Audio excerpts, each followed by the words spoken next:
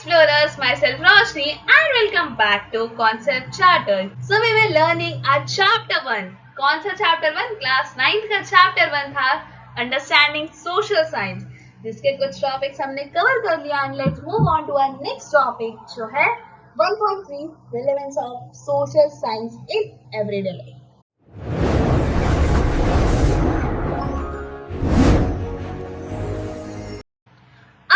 इस social science को हमारी एवरीडे लाइफ से कनेक्ट करेंगे, देखेंगे कि कैसे वो हमारी एवरीडे लाइफ में है बट हमें पता ही नहीं कि कैसे है। तो चलो एक्सप्लोर करते हैं। So what does relevance means?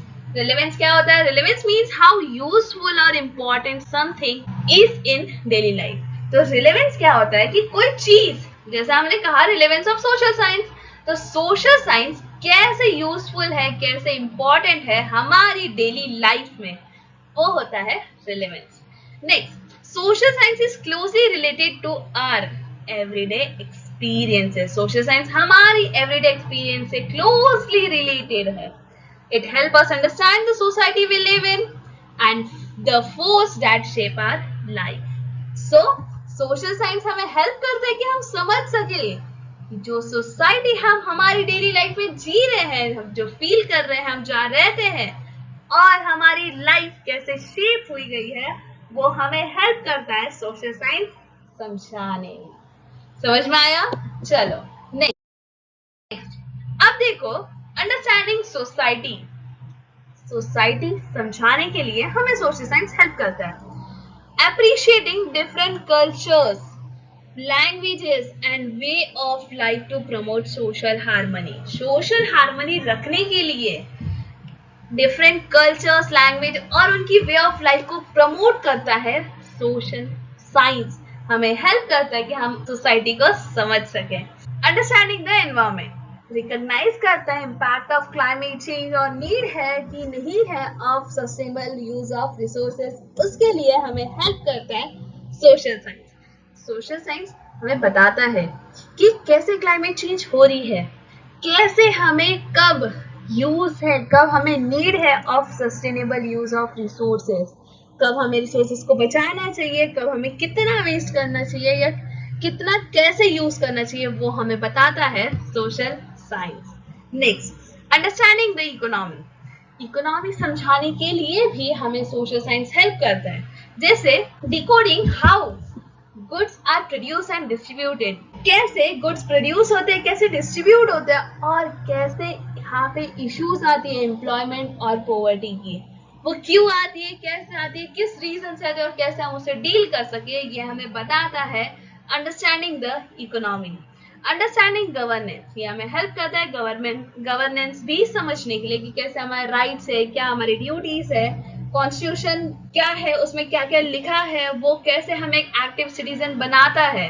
तो ये सारी चीजें हमें कहाँ पता चलती है? हमें सोशल साइंस में पता चलती है। एंड कौन कौन सी वैल्यूज हम सीखते हैं, कौन कौन सी चीजें हम सीखते हैं?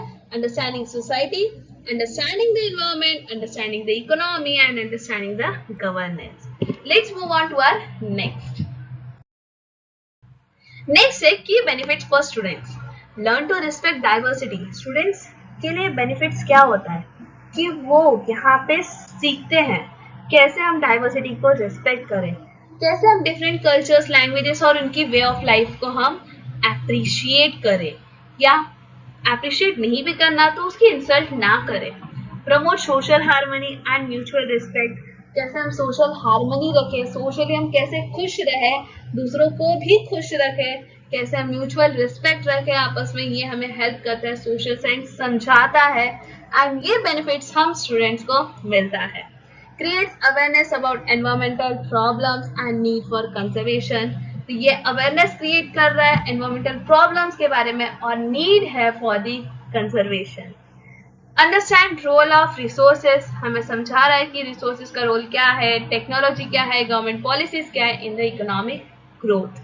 Next, become aware of responsibilities as a citizen. ये हम स्टूडेंट्स को अवेयर कर रहा है कि हम मतलब आप अपनी रिस्पॉन्सिबिलिटीज समझे एज अ सिटीजन। आप अपनी रिस्पॉन्सिबिलिटी समझे, आपको क्या क्या करनी चाहिए हमारे नेचर को बचाने के लिए, हमारी एनवायरमेंट को बचाने के लिए, एज वेल एज हमारी सोसाइटी कैसे फंक्शन करती है, क्यों करती है, क्या रीजन है। इन सब चीजों को समझने के लिए आपको समझना पड़ेगा social science. Next, encourages active participation in democratic process.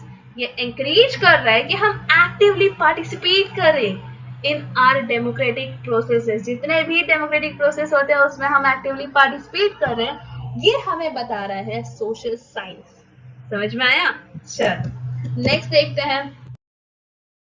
Next है, how social science help us understand everyday situation. ये क्वेश्चन है कि सोशल साइंस हमें कैसे हेल्प करता है कि हम एवरीडे सिचुएशंस को समझ सकें।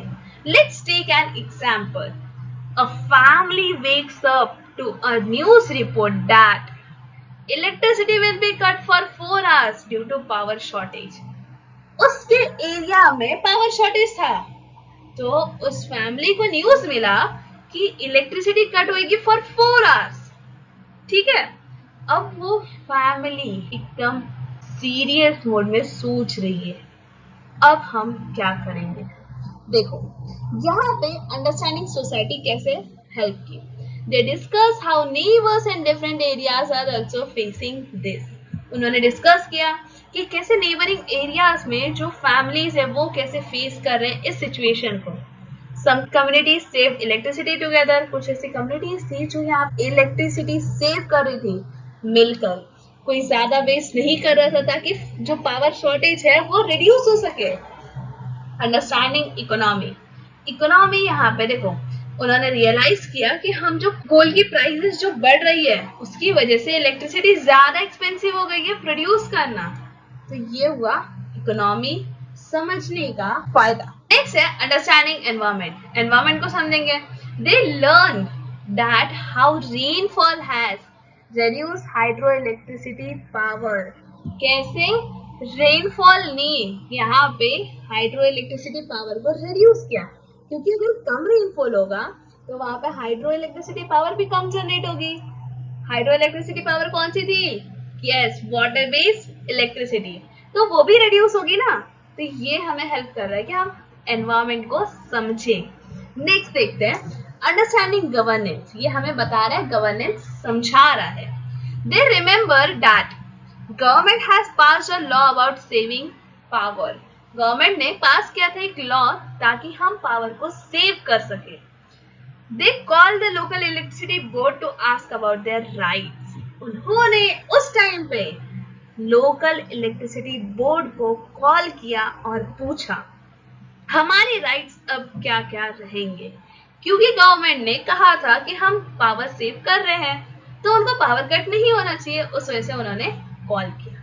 नेक्स्ट देखो, वन ऑर्डिनरी प्रॉब्लम जो क्या था, पावर कट था, जिसने कनेक्ट किया सोसाइटी, एनवायरमेंट, इकोनॉमी और गवर्नेंस को। That means one problem many solutions. समझ में आया? नेक्स्ट देखो, social science help us see how everything is connected. Social science हमें हेल्प कर रहा है कि हम देखें कैसे सारी चीजें कनेक्टेड है। तो हमें हेल्प कर रहा है समझने में, सोचने में, क्वेश्चन करने में, सॉल्यूशन ढूंढने में। हमारी जो प्रॉब्लम्स है उससे हम थिंक करें कि ये प्रॉब्लम क्यों आई, उसका क्वेश्चन पूछे, एनालाइज करे, सॉल्यूशन ढूंढे। वो हमें बता रहा है कि इस दिस सोशल साइंस। समझ में आया? तो आई होप आपको ये सारी चीजें अच्छे से समझ में आई। एंड यहाँ पे हमारा ये टॉपिक कंप्लीट होता है। एंड अगर आपको वीडियो अच्छी लगी तो please like, share and subscribe जरूर करना। And stay tuned for our next topic, understanding social science from an Indian perspective.